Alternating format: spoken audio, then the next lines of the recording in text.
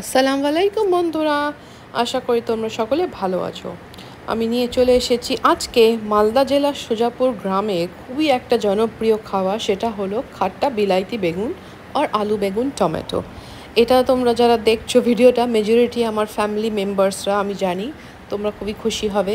এবং এই জিনিসটা আমিও বানাতে শিখেছি, অ্যাজ আমার বাড়িতে এটা সকলে খেতে খুবই ভালোবাসে। প্রায়শই এটা আমি রান্না করে থাকি, বাট আমি নিজে খাই না, আমার টক জিনিস অতটা ভালো লাগে না। আই এম আ মিষ্টি লাভার।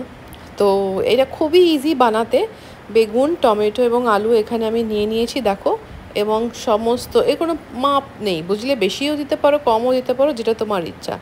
তো দিয়ে তুমি এখানে জাস্ট একটুখানি হলুদ আর লবণ আর জল দিয়ে এটাকে তোমাকে ভালো করে বয়েল করে নিতে হবে।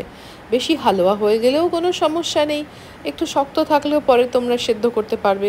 ইজি পিজি রেসিপি একেবারে। তারপরে কুকারে আমি চট করে একটা সিটি দিয়ে নেবো, বিকজ আমি খুব, জানো, তাড়াতাড়ি রান্না করতে পছন্দ করি।